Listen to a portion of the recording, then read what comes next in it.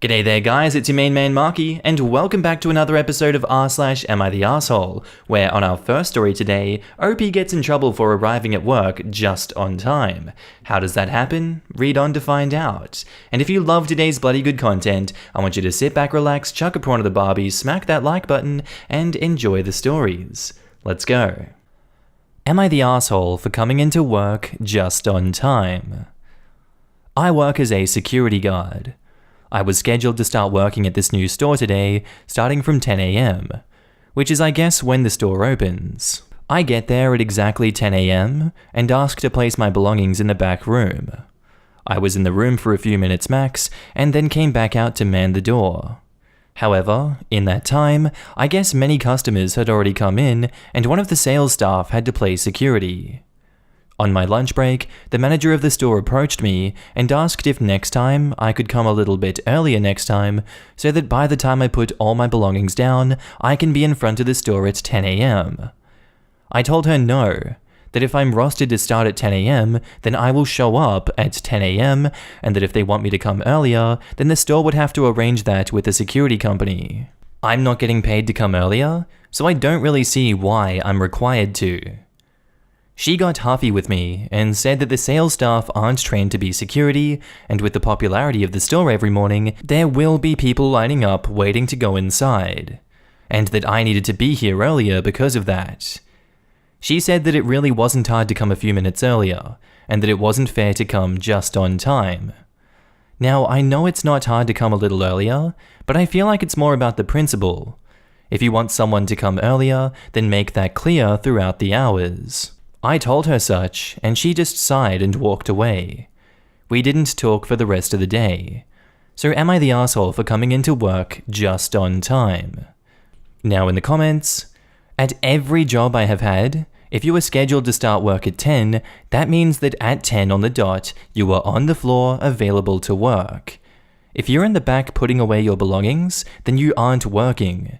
You weren't working at 10. You started somewhere around 10:05. You're the asshole. When I worked in retail, working at 10 AM meant that I was working at the stroke of 10 AM. You're the asshole.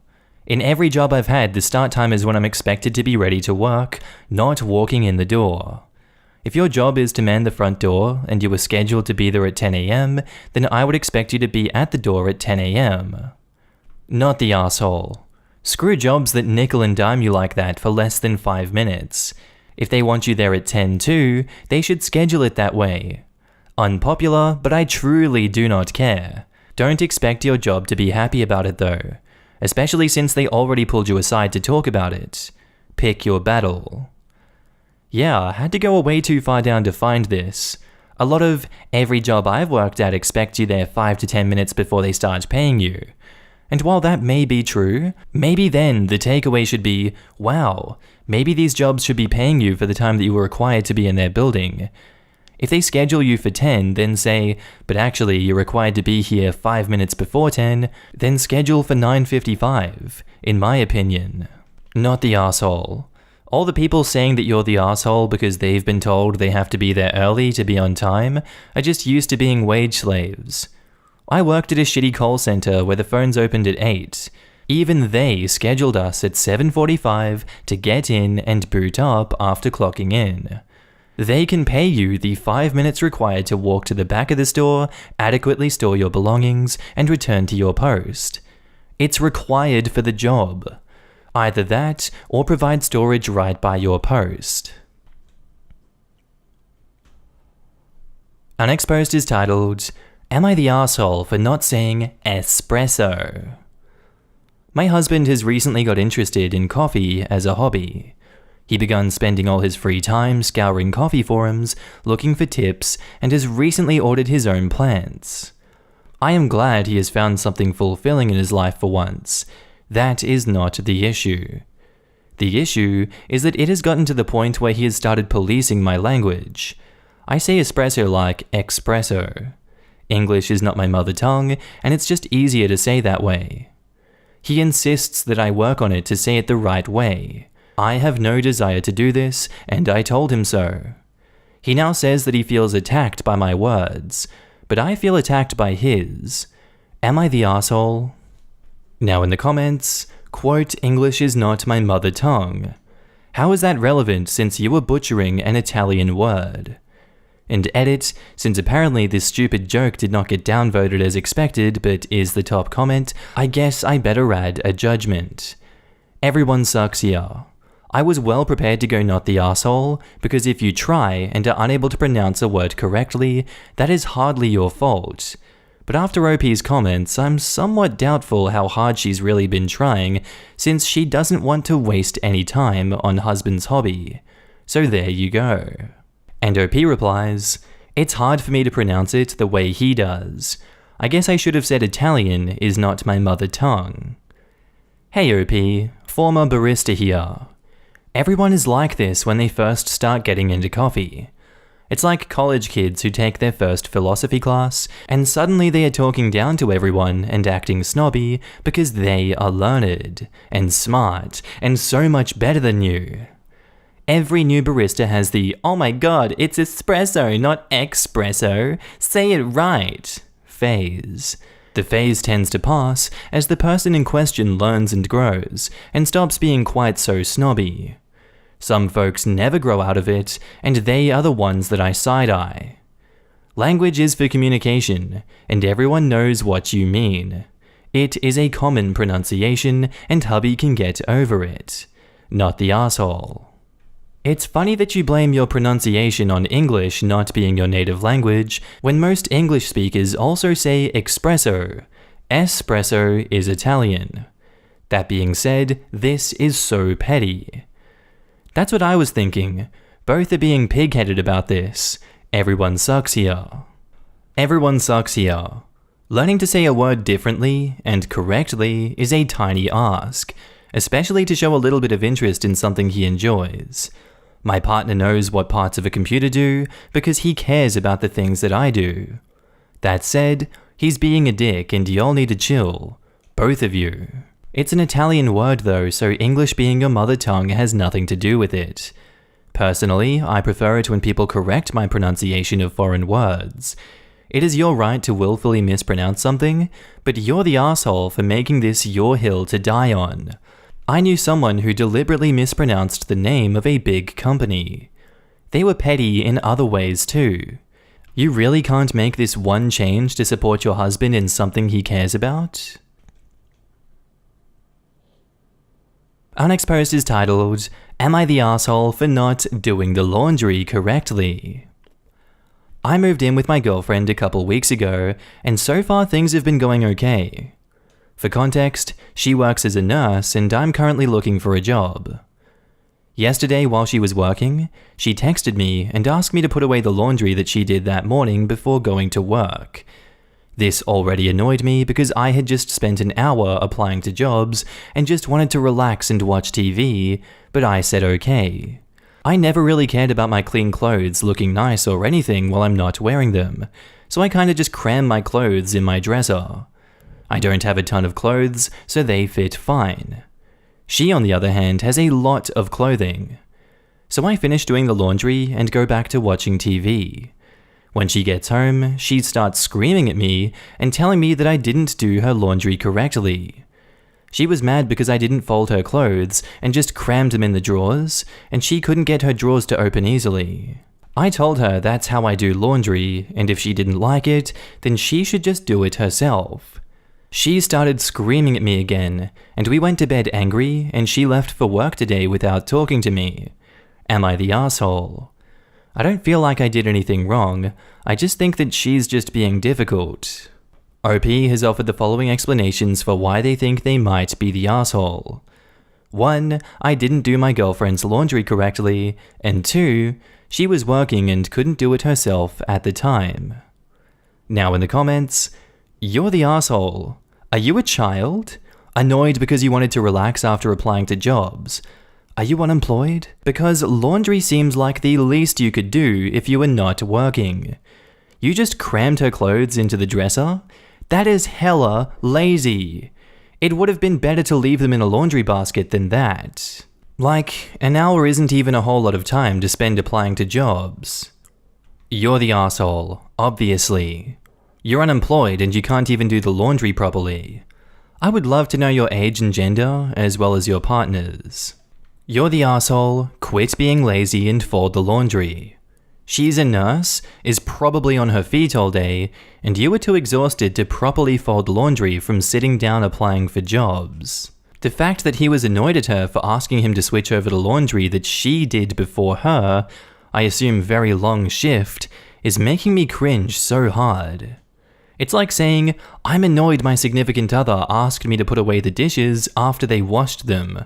I know they're literally working to pay the bills right now, but I need a break from job hunting for 2 hours. My dude needs a wake-up call. Strategic incompetence. I just saw this term last week on this sub, and it seems to fit you very well. Do a job poorly so you won't be asked to do it again. It's a great way to be living on the street a few days from now. No TV for you then. You're the asshole. Our next post is titled, Am I the Asshole? I didn't consult my wife about a decision regarding my inheritance. I, 27 male, inherited a house from my parents after their death. I wrote it off in my daughter's 2-year-old's name without consulting my wife, 23 female. My daughter will get it after she is 21 years old, i.e., when she gets a job that makes her financially independent. Until then, it'll be in my guardianship, and in case of my death, the guardianship will be transferred to her godparent, my best friend, or my lawyer. No one except me, my daughter, and my lawyer can access the money within it. In case of her death, my lawyer will be looking to transfer it to someone else. My wife says that I should have thought of her first instead of my daughter's godparent. I told her that inheritance is not marital property, and I did not think that it was required of me to consult her about my own inheritance. She was pissed and said that I should be trusting her enough to make such decisions with her. Am I the asshole?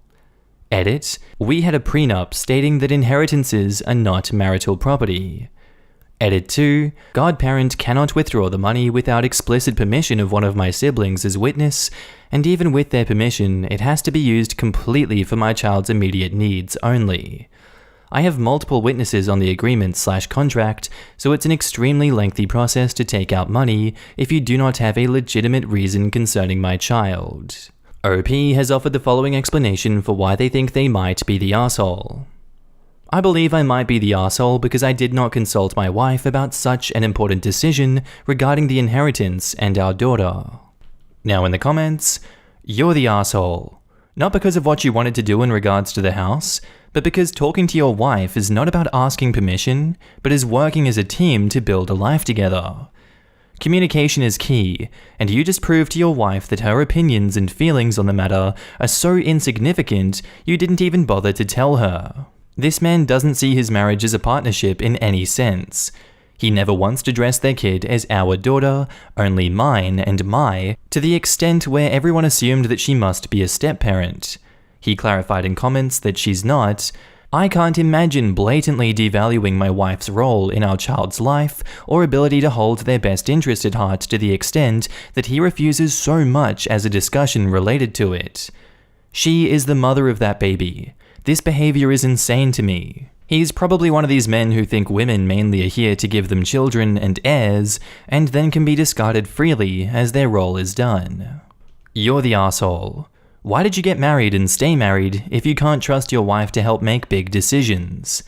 My biggest concern is that it doesn't seem like he trusts his wife not to try to take this from their daughter. Why can't she be a guardian to her daughter's inheritance? Does OP not trust his wife to keep their daughter's best interests? Reading his comments, the dude wants to get back at his wife and not discussing her inheritance with him. He didn't explicitly state that, but he's using it as a justification and seems salty about it. Welp, I hope I'm still here when the divorce post comes out. You're the asshole, of course. Even worse when you had to tell us what your prenup said. That doesn't change the fact that you made a major decision without even consulting your wife, and one which involves your child. Your relationship doesn't exactly sound peaches and cream if you were thinking so much about your child, best friend, and lawyer in the event of your death, and so little of your wife. What's really stupid is that if he's in the US, then an inheritance already isn't marital property. The prenup did F all to change anything. Our next post is titled, "Am I the asshole for choosing to work at home when my Zoom meetings annoy my husband?" My employer has given the employees the choice of working at home or going into the office. Personally, I feel that it's safer to stay at home given what is still going on, and it's about half and half of my co-workers who have decided to stay home or go to the office. The problem and conflict is that I often have 2 or 3 one-hour Zoom meetings a day. I use headphones, but I do talk during part of them. I close the door, but the noise bothers my husband, who is in the other room. He is also at home all day since he is unemployed. He keeps telling me that I'm selfish to stay at home and bother him when I could choose to go to work in the office, and he says that I'm just too lazy to go to the office and waves off my health concerns as paranoid. I do feel guilty because he gets really upset by the noise and says that it's hard for him to focus on stuff that he's reading when he hears me talking. Am I wrong? Should I go into the office a few days a week? I'm getting a lot of comments that I should tell my husband to look for a job, but he told me that he doesn't want to until COVID is over, which is a bit weird since he says that I'm paranoid about it. Overall, he makes me feel guilty a lot, which is why I came on here. Lately, he's been getting upset that our place isn't clean enough. We don't sleep in the same room, but he comes in and inspects my room every day, and today he was upset about the noise again. Now in the comments, the question is, what is he doing that requires you to be out of the house? This guy sounds like a real winner. Opie needs to kick him to the curb. Shake my head. The things people put up with never fails to baffle me sometimes. But we are all in a different situation, and Opie, I hope things get better for you. You deserve better. Right? I don't know. Maybe it's just the rose-tinted glasses in effect, but it's wild that they wrote that whole thing out and immediately didn't see a problem there. Not the asshole. The "he inspects my room" is immediate red flags, without even the fact that he refuses to look for a job because of the pandemic while mocking OP for being concerned of an office environment, and the fact he literally sits around reading for fun, and that's somehow reason enough for OP doing Zoom elsewhere in the house to be unreasonable of her.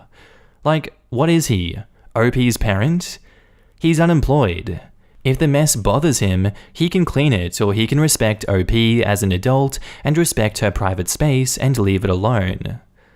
I don't normally consider having separate rooms a red flag, because everyone has different needs and boundaries. I personally would prefer to have separate rooms when I'm in a live-in LTR, but everything else going on, I'm really wondering what the reason is.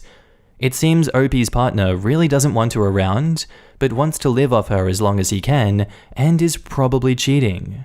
Nothing has made me more cynical about marriage than seeing Am I the Asshole posts day after day of women asking if they're the asshole for doing the barest of minimum for themselves while giving everything to their husbands, especially when their husbands are the ones demanding more. Lol. The man is unemployed, stays home and reads, and calls you lazy for not going into the office and bothering him. Tell him to go to the library if he wants to read, not the asshole. He needs the space for the mental gymnastics that he's doing to encourage OP to go to the office because she's just paranoid about the plague, but somehow the plague is too concerning for him to find work. OP abuses manipulate emotions so well that you can feel like you are the one with issues. Hopefully this is a wake-up call. You deserve better. Anyway guys, I think that's where I'm going to end today's video. If you did like it, tell me what you thought about it down in the comments below, and make sure to just interact with everyone in this community. I love each and every one of you that I get to see on a daily basis. And don't forget, if you are a Patreon subscriber, I love you. You're on the screen right now with the YouTube members as well. If you see yourself, give yourself a pat in the back. You guys help me continue this YouTube journey. You keep me going. I see you guys everywhere. I see your messages, and thank you so much for supporting me. I really love every single one of you. But with that all said, I'm going to be signing off now, guys. I hope you have a good day, night, sleep, whatever you're up to, and I'll see you in the next episode. Bye.